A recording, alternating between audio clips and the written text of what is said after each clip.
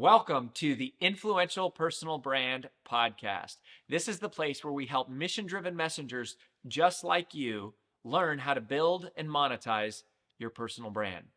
My name is Rory Vaden, and I'm the co-founder of Brand Builders Group, a Hall of Fame speaker, and New York Times bestselling author. And this show is to help experts learn how to become more wealthy and well-known. I know you're going to love it. Thanks for being here. Let's get started. Let's talk about how to be more mentally tough. I'm going to share with you 3 insights that I think are a requirement for anyone to understand who wants to be stronger mentally, right? And when I say mental toughness, what I'm talking about, I'm talking about the process of training your brain to think in a way that allows you to continue in the face of adversity. Everyone who has ever been successful has faced adversity. You're going to face adversity again and again and again. Your ability to overcome adversity is completely connected and tied to your mental toughness. The way that your brain processes rejection, the way that your brain processes pain, failure, setbacks, tragedies, challenges, however your brain responds to those elements will determine whether or not you are successful in this life. It will determine whether or not you have or achieve or gain or acquire the things that you desire. Because excellence is never an accident. It always requires perseverance. It always requires you to endure hardship and overcome setbacks. So this skill of going, how do I build my mental endurance, not just my physical endurance, but my emotional endurance, my willingness to continue on in the face of adversity is critical for you to achieve anything. And here's 3 key insights. This was inspired. Some of this was inspired by my interview that I did with Dean Stott, who is incredible. He's this former British Special Forces soldier. He's a 2-time world record-setting cyclist. And I interviewed him on our podcast. And if you haven't listened to that episode, go back and check out the episode. He talks about riding on a bicycle, through continents. I mean, it was incredible. But what I want to highlight for you are some of my ideas and some of the things that I've learned around building mental toughness. Now, the first one I'm actually going to take directly from Dean from this interview, because I had never heard anybody say it this way. I've heard lots of people talk about this concept. So I know this is a truth because I've experienced it, and I've heard lots of other successful people talk about it in our research and our coaching and working with people. But I've never heard anybody say it the way that Dean said it. And this is so powerful. He said, anticipation is always worse, almost always worse than participation. Anticipation is worse than participation. What is he saying there? He's saying that whenever you are going to set out to conquer something meaningful, whenever you're going to set out to do something significant, whenever you're chasing a new dream, going after a new goal, attempting a new endeavor, the anticipation is worse than the participation. Our minds make things up to be much more difficult than they really are. And by the way, if your brain does this, which I know it does, this doesn't mean that you are someone who's doomed for failure. When your brain does this, this is what the brain is supposed to do. Your brain is designed to keep you safe. So when your brain is doing this, it means that you have a perfectly normal, healthy, functioning human brain. Why? Because the brain is designed to keep you alive. Survival is the first and foremost function of the human brain. And the way that you keep somebody alive is by keeping them safe, which means doing things that are comfortable, which means preventing you from doing things that are new and unfamiliar and uncomfortable and uncertain. So the brain pulls you towards certainty, safety, and repeated behavior where you already know the outcomes. And so fear is the tactic that your brain uses to keep you safe, right? This is why my favorite definition of fear is the old acronym FEAR for fear, false evidence appearing real. So what does your brain do? Your brain, by design, biologically, goes into mental mushrooming. It goes into forecasting the worst possible scenario. That's what the brain, it's doing what it's supposed to do. It is forecasting all the negative things that could happen, might happen. What if, like, what if there's things you don't know? What if you fail? What if you go broke? What if you die? And that's the brain's mechanism for keeping you from pursuing new things, which are risky, and keeping you doing the things you've always done, which is safe, which keeps you alive. However, if you're going to be a successful person, you got to overcome that. If you're going to do something that nobody else has done, you've got to think in a way that nobody else thinks. If you're going to achieve things that you've never had, you have to do things you've never done. You have to become a different person than you are. You have to set out on a trail that you've never been down before. And so it doesn't mean that your brain is somehow faulty when fear shows up, but it also doesn't mean that that's the truth about what's going to happen. In fact, it's almost never the truth. And what Dean is saying is the anticipation is worse than the participation. It's thinking about it and thinking about how hard it could be and how hard it might be, much more, that is much more difficult than the actual doing the things. And so you have to just know that. In order for you to be mentally tough, you have to know a little bit about neuroscience. You have to know a little bit about psychology. You have to know a little bit about how your brain works so that you can go, okay, I am aware this is what's happening. Yes, thank you, brain, for doing your job. You're trying to keep me safe, and I acknowledge that. But the likelihood of these things all turning out to be, leading towards inevitable death is probably not true. And so I'm going to take my chances, and I'm going to step forward in faith. I'm going to step forward into uncertainty. I'm going to take risk. I'm going to move towards something, even though I've never done it before. I'm going to move in that direction and explore it for myself. Part of what this means, and part of why this is powerful, it is you making a resolution, you making a decision that you are not going to lose to stories that you've made up in your own mind about why you can't be successful. People who are mentally tough have resolved to say, if I'm going to fail, I'm going to fail to something that's real. If I'm going to endure setbacks, I'm going to endure setbacks to things that really showed up. What I am not okay with is I am not going to allow myself to never achieve and to never even attempt or pursue, because I am going to enable myself to be a victim of a figment of my imagination. I am not going to lose to what is fake. I am not going to lose to what is made up. I am not going to lose to what is not real. You have to make that resolution. You have to decide that if you're going to lose to a real opponent. You're not going to lose because you were too afraid to step onto the field. And 95% of people, probably 99% of people, can't get past that one hurdle.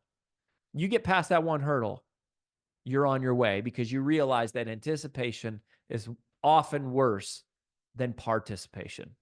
The second insight that you need to know to build your mental toughness is that you have to build a great plan and put your confidence in the plan and then simply execute the plan, right? So what you don't want to do is be dependent on you having courage in any given moment, on any given day, in any given circumstance. What you don't want to do is be completely reliant on your gut instinct all the time. What you don't want to do is say, I'll just fly by the seat of my pants and hope I figure this out. What you don't want to do is just run blindly into a fire. Like, you want to have a plan, and you want that plan to be based on reality, data, experience, logic, rationale, other people's experience, interviews, coaching, education. You want to create a plan based on pragmatic logic. And what you do, and this is what all peak performers do, right, is they create a plan and then they focus on executing the plan. Every professional athlete, professional coach, this is what they do. They create the plan. This is what the military does in life and death situations. What do? They create the plan. Do they sometimes have to deviate from the plan? Sure they do. But they have a plan and they work the plan. They put time into creating the plan, and then they execute the plan, right? That's what a budget does.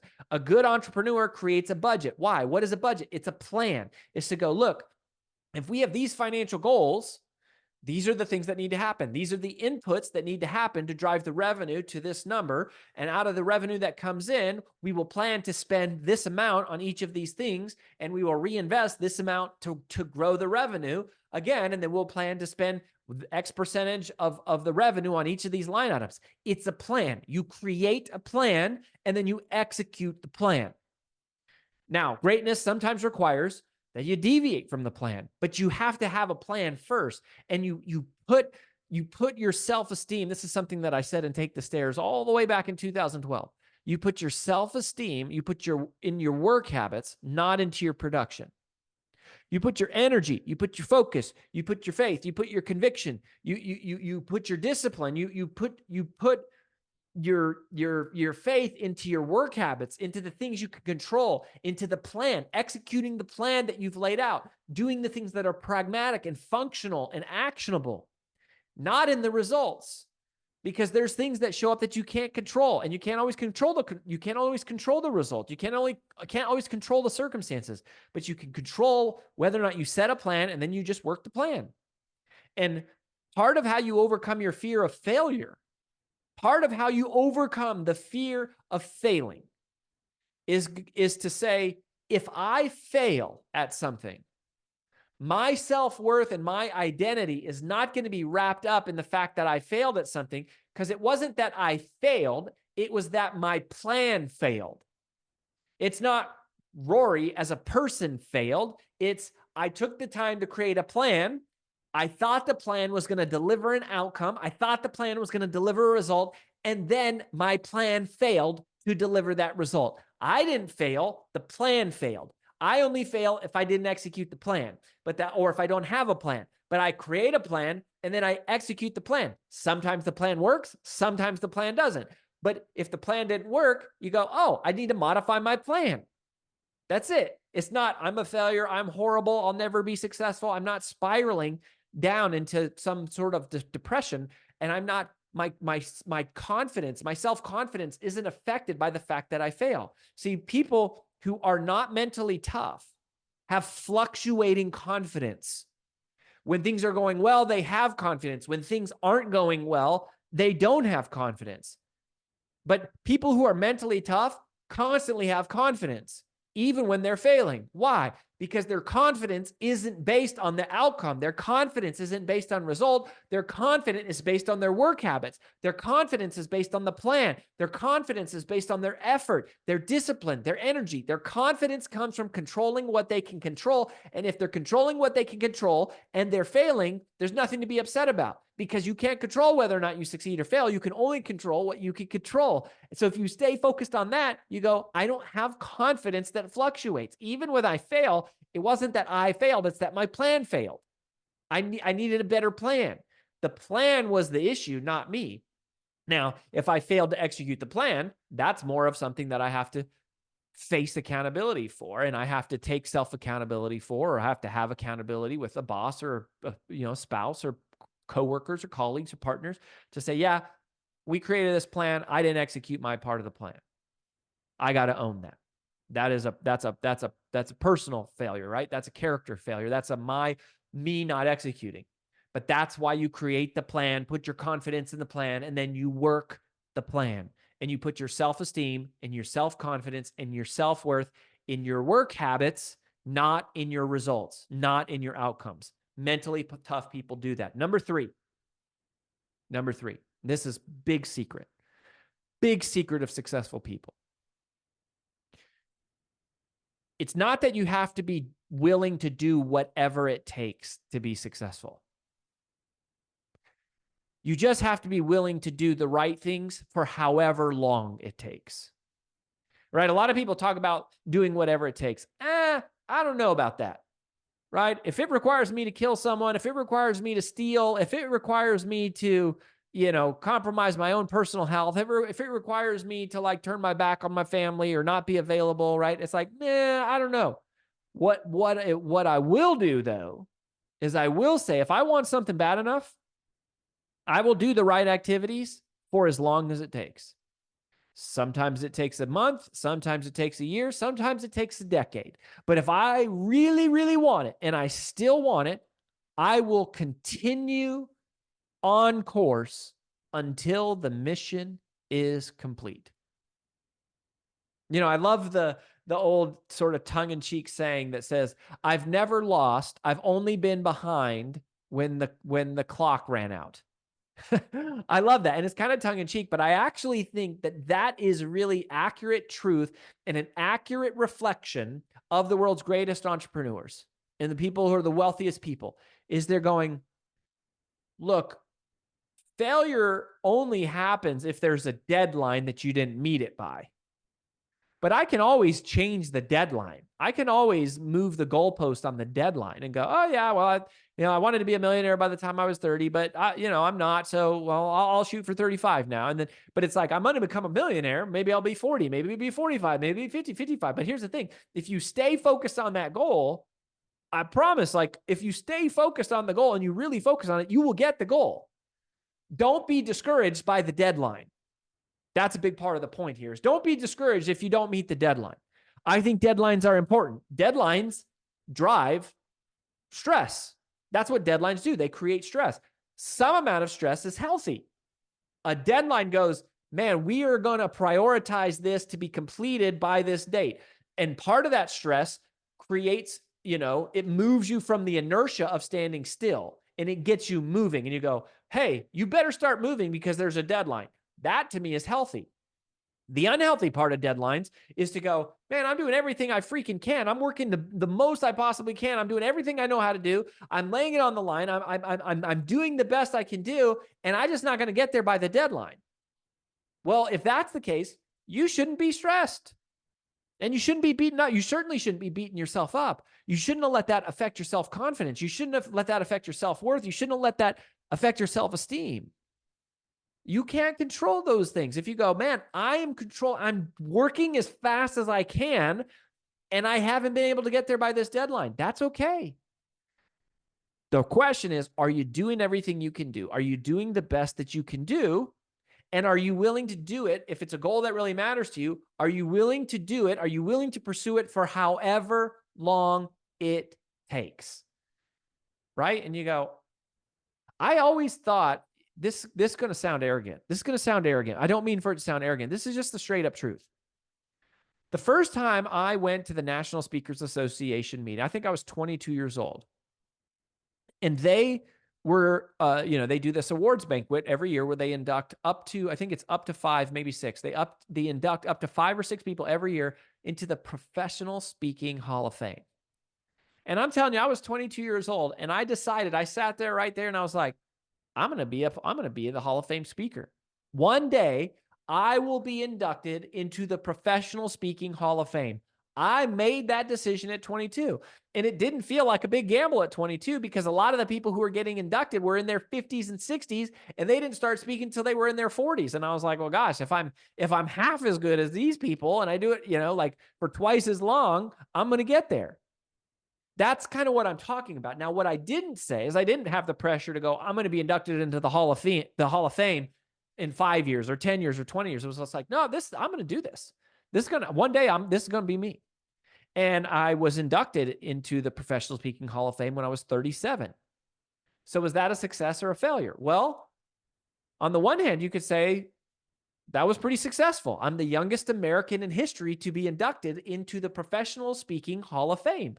37 years old. That's pretty amazing. But on the other hand, you go, it took me 15 years. Like, that's not any faster than it took anybody else. Like, that's not some child protege. That just means I started earlier.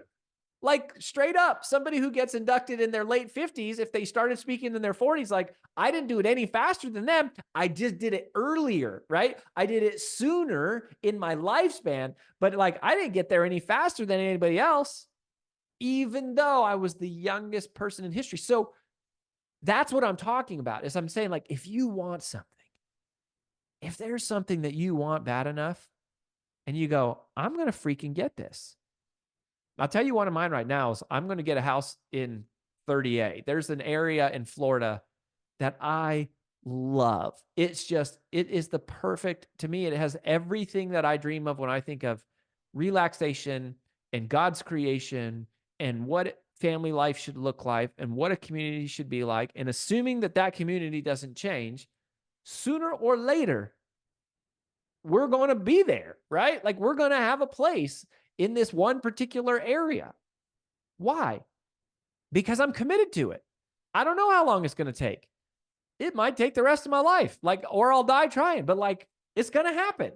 And there's a good chance it'll happen sooner than that, which would be great if it does.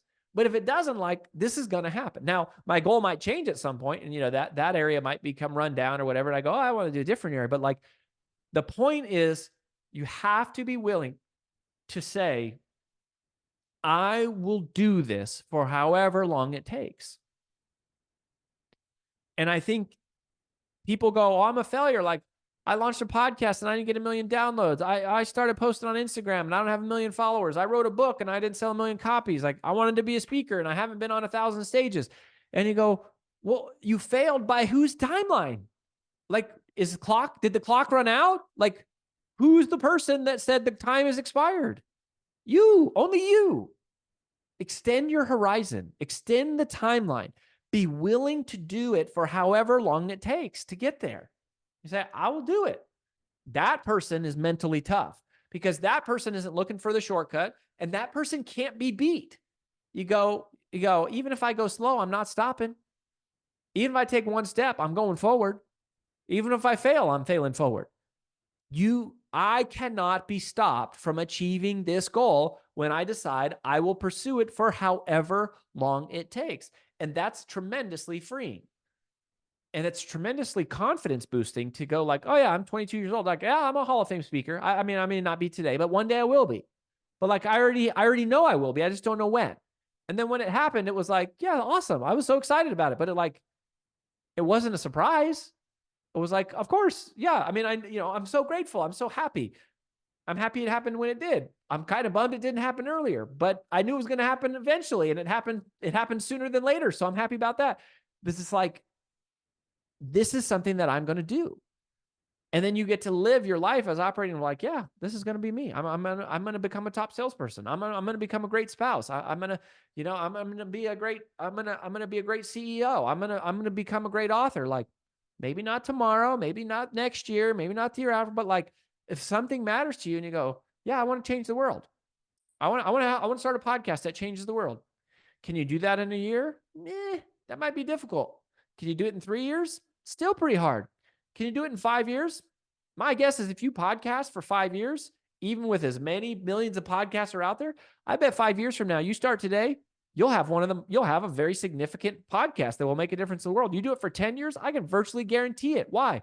Because most people die and they give out. Like, all you have to do is outlast most people. Like, straight up. The strategy for success in many ways is you just got to outlast most people. And it's the tortoise and the hare, right? This is the old story of the tortoise and the hare. And you're just like, I'm just going to keep trucking along. I'm not worried about speed. Like, whatever, I'll get there when I get there. So this is what mental toughness looks like. You can't mess with that person. You can't stop them because they're unmesswithable, because it's like, I've already given up on pressuring myself to do something by a certain time. I just know I'm going to get there. So it's like, you can't stop me. You can't distract me. I'm on target and I'm committed to be like, however long it takes. And I'm already taking action because I know anticipation is worse than participation. And my identity is not going to be thrown astray. I'm not going to feel sorry for myself or beat up myself or be too arrogant and egotistical if I do achieve it or if I don't, because my self-esteem is in my work habits. My self-esteem is in the plan, right? If I get success, that means the plan worked. If I don't get success, that means the plan didn't work. I got to modify the plan. But it's not about me as a person. It's about the plan and it's about my habits. And I will show up and do what I said I'm going to do. You do these 3 things, you will be unstoppable. Literally. Unstoppable. You will be mentally tough. And I promise you, do these 3 things, you will be different than 99% of people. So just outlast everyone. Build these into your psyche. Decide however long it's going to take. Put your self-esteem into your work habits, work the plan, and it will come true for you. I promise.